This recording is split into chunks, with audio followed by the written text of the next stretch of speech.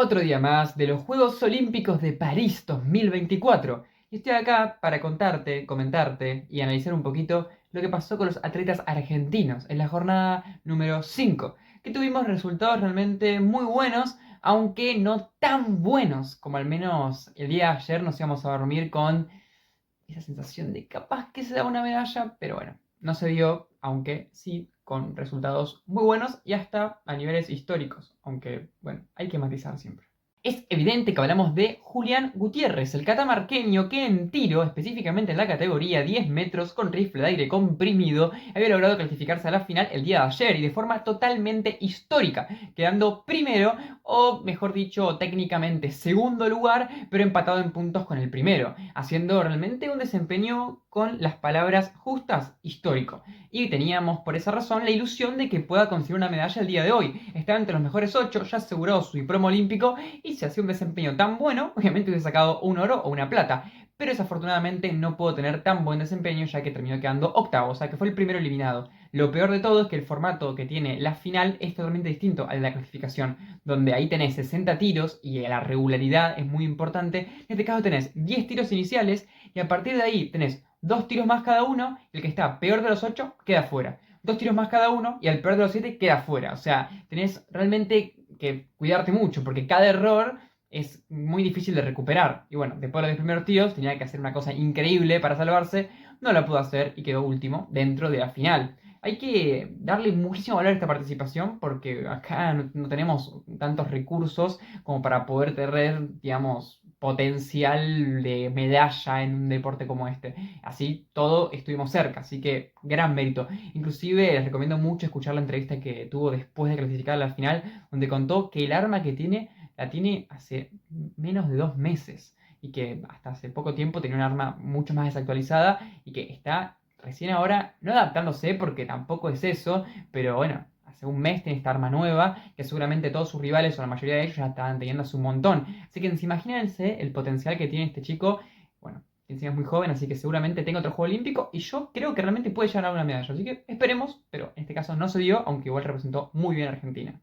Pasemos un poco para hockey, que volvieron los deportes colectivos el día de hoy, donde tuvimos nuevamente la participación de las dos ramas, digamos, tanto la masculina como la femenina. La masculina sigue con un sabor agridulce, aunque con un resultado que a nivel previo podemos decir que es bueno. Empató 1-1 con India. India es una de las potencias en esta categoría masculina y por ende no está mal empatar, pero en realidad es que sabe amargo porque iban ganando y se los empataron sobre el final. Inclusive también el partido anterior contra Australia, que habían perdido solamente 1-0, también habían perdido 1-0, no que sin merecerlo, pero sino con un poco de mala suerte. Por esa razón, si bien tuvieron resultados dignos contra selecciones que son superiores, a tanto histórica como actualmente en la consideración, no sé, tuvo poco sabor. Aunque es un empate muy valioso y encima, por ejemplo, perdió Irlanda, así que ahora van a tener que poder tener la chance de ya partir con ventaja en frente a las selecciones a las que querés eliminar, que principalmente tiene que ver con Irlanda y Nueva Zelanda, y que por cómo viene jugando, todo indicaría que deberían ganarles. Pero bueno,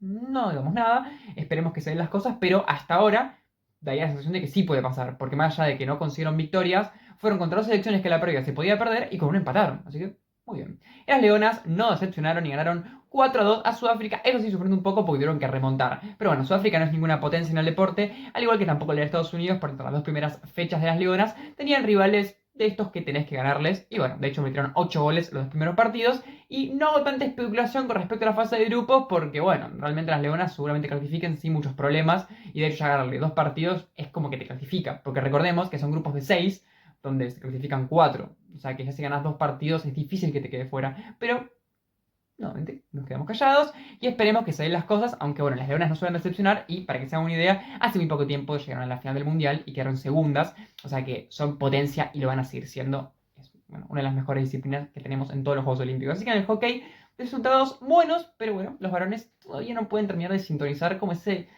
desahogo. Esperemos que se dé la próxima fecha, que bueno, ya no falta mucho tampoco. El día de ayer habíamos hablado del repechaje que iban a jugar tanto varones como mujeres en la categoría de remo de doble scull ligero, que recordemos tiene que ver con los remos pequeños, uno en cada brazo, y bueno, ligero, el tema del peso.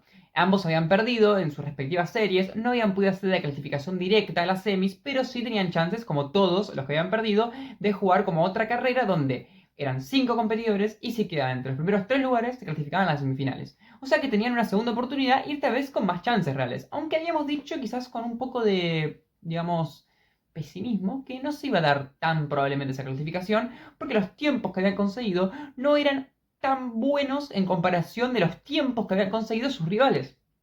Bueno, se nota que no sé mucho de remo.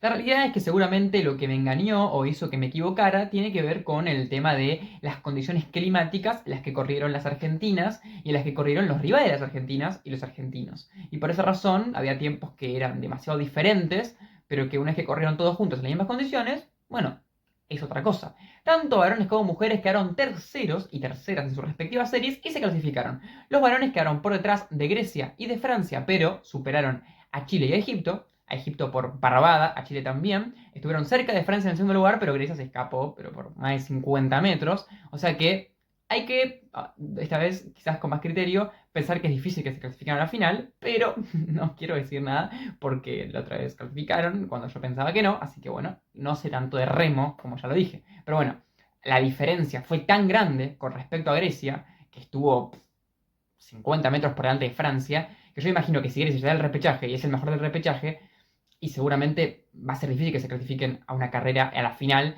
si los que se van a enfrentar son mejores que Grecia. Pero esperemos.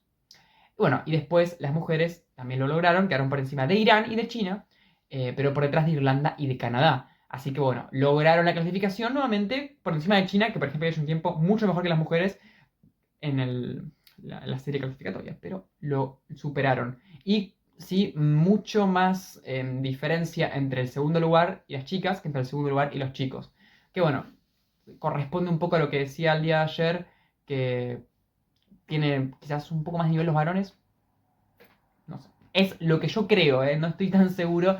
Pero bueno, es una apreciación subjetiva, tómenla como eso. Si hay un experto en remo o que tenga algún criterio interesante para opinar sobre eso, dígalo. Pero al menos mi sensación es esa, que están un poco más cerca los varones de estos que se enfrentaron. Al menos con respecto a los rivales fue así. Ambos van a enfrentarse día de mañana en las de final. Así que bueno, es un gran logro. Felicitaciones, lograron el objetivo. Ahora va a estar difícil, pero bueno, ahora hay que soñar simplemente y remar con todas las fuerzas.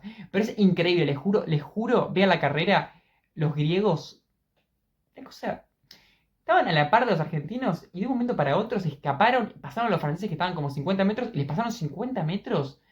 Y pues decís, son dos seres humanos, más o menos el mismo peso. ¿Qué tanta diferencia pueden sacar?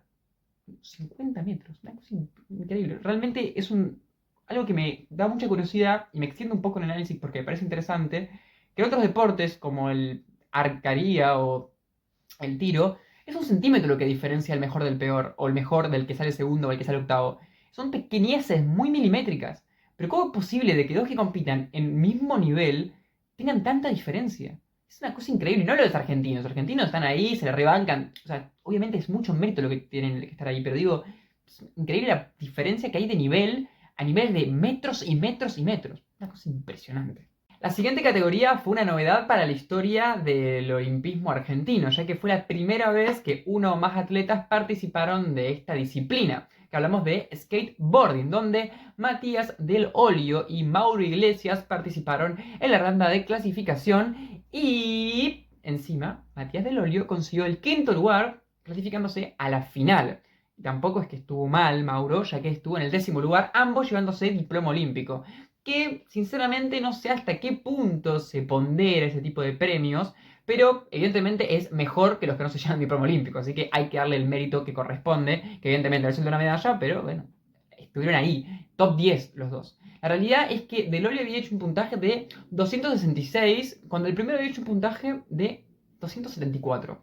No somos expertos en esto, pero tengan en cuenta que es una disciplina que entra dentro del territorio, como por ejemplo es gimnasia artística, la digo porque es más conocida, donde vos tenés que hacer trucos con diferentes dificultades y dependiendo si los puedes realizar o no, y con una cantidad de pasadas determinada, tipo tenés que ir 6-7 veces ahí a la pista e intentarlo, bueno, conseguís un puntaje total, donde vos elegís en cierto punto, vos elegís automáticamente tus mejores saltos o tus mejores trucos, que tampoco sé específicamente cómo se evalúa eso, pero bueno, supongo que habrá un criterio muy válido y coherente para hacerlo. La realidad es que en ese sentido, en los puntajes, he estado cerca del primero y no había existido puntajes tan altos que lo superen. Por tanto, da la sensación de que en la final podía llegar a llevarse alguna medalla porque he estado muy cerca de conseguir una hipotética medalla en la clasificación, o sea, quedar entre los primeros 3 lugares de la clasificación. Pero desafortunadamente tuvo una mala pasada en la final y quedó octavo, o sea, quedó último en la pasada. Igual que le pasó justamente a Julián Gutiérrez. El marplatense no sé si le jugó mal la presión, la verdad que no pude ver la entrevista post competición, pero bueno, no consiguió un puntaje para nada similar, incluso hizo un puntaje de menor de 200, o sea que estuvo muy muy por debajo. E inclusive los que antes habían estado un poco por encima de él mejoraron su rendimiento en la final. Así que bueno, no pudo conseguirlo, pero así todo, una final argentina en un día que tuvo 2 finales, obviamente se súper aprecia. Y que bueno, me parece, hay que felicitarlo porque, insisto, la primera vez en la historia que Argentina participa en skate, o sea, somos pionero este chico en este juego, en esta competición. Lo siguiente a repasar es un resultado muy duro negativamente, que es la derrota en handball masculino de los gladiadores contra Hungría, 35-25. Y hay que estar atentos en este sentido porque es durísima por muchas razones. Razón número uno, que no fue un partido para perderlo de esa manera. Da la sensación de que el equipo jugó mejor de lo que terminó llevándose en cuanto a lo más importante que es el resultado. Inclusive fíjense, por diferencia de 10 goles perdieron. Y que quizás no era para eso. Inclusive el arquero húngaro fue una de las figuras del partido. Esta es la primera razón, el desarrollo del partido. Segunda razón, que era un rival directo. Era, junto con Egipto, los dos equipos más débiles en la previa, a los que Argentina podía enfrentar más de igual a igual. Por esta razón, ganarle era muy importante. Pero además, en la tabla de posiciones, Hungría ya había perdido contra Egipto, el otro de los malos, entre comillas. Por esta razón, si le ganabas ya a Hungría este partido, prácticamente Hungría tenía que ganarle sí o sí a Noruega, a Dinamarca o a Francia. O sea que te dejabas en el camino a uno de esos que eran muy peligrosos. Entonces, era importante. Y encima, perdés por 10 goles. Y la diferencia de gol es lo que define en el caso de que empates en partidos ganados, o sea, en puntos, y perder por tanta diferencia puede marcar la diferencia sobre el final. Así que realmente sí, es bastante negativa la situación en torno a ese momento puntual de la selección, que era uno para dar este zarpazo y meterse, no todavía en la clasificación, pero sí más de lleno en esas posibilidades.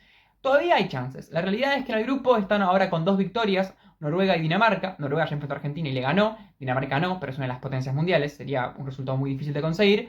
Egipto tiene una victoria contra Hungría, Hungría una victoria contra Argentina y después Argentina y Francia tienen 2 derrotas. La diferencia es que Francia perdió contra Noruega y Dinamarca, 2 de las que son muy buenas, y bueno, en cambio Argentina perdió contra una de las medianas. En este sentido hay que entender una cosa. Por un lado, Francia no está bien, así que a priori perdió 2 partidos, sería un rival más fácil que lo que se esperaba en la previa, que hay que tener en cuenta que Francia es de los mejores del mundo. Así que, bueno, es un rival que no es que le sea más fácil a partir de ahora, pero que entiendo que si viene de 2 derrotas consecutivas, bueno, tan fuerte no va a estar. Aunque te puede jugar en contra porque están tan desesperados por ganar que justo te agarran a vos y te hacen de goma, pero bueno, son cosas que pueden afectar tanto negativa como positivamente.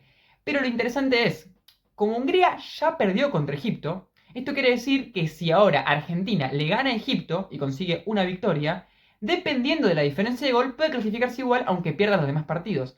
Pero es importante que Egipto le gane por una buena diferencia y que si pierde contra Dinamarca y contra Francia, o puede empatar también, ¿no? Pero bueno, si pierde contra Dinamarca y contra Francia, logre un resultado no tan negativo en cuanto al goleo. ¿Por qué? Porque si todos los que son malos pierden todos sus partidos contra todos los que son buenos, y entre los buenos ganan un partido cada uno, bueno, uno de los que son malos se va a meter.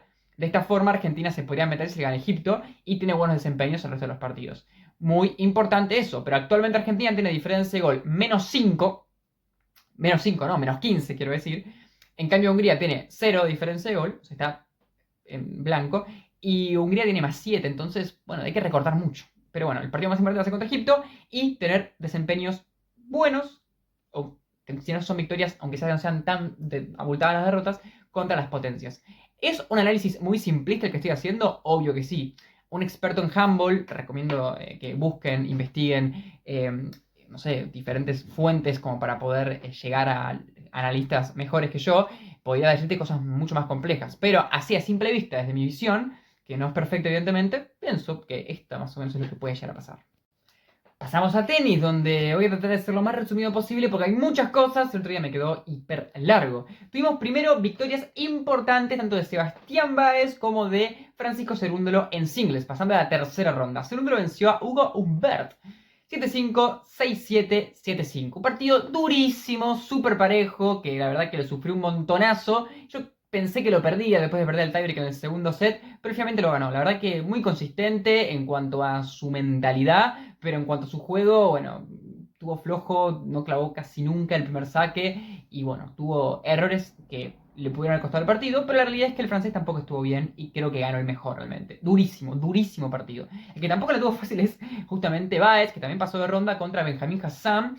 6-2, 3-6, 7-6. O sea, ganó un tiebreak en el último set contra un rival que quizás no era tan bueno. Hay que tener en cuenta que mientras Segundo está en el top 26 y Humbert en el top 18, top 20 mundial, Hassan no está en el top tan alto. En cambio, Baez existe en un top 20, entonces es un partido más accesible. Pero bueno, tenis es así, puede pasar cualquier cosa y finalmente pasó esa cualquier cosa, que fue un partido muy duro. El que sí que la tuvo bien difícil fue el pobre Tommy Echeverry, que la verdad que me da mucha pena, pero cayó 6-0, 7-6 contra Safiullin, el ruso que está jugando con la Asociación de Deportistas Neutros y que bueno, tuvo muchas dificultades.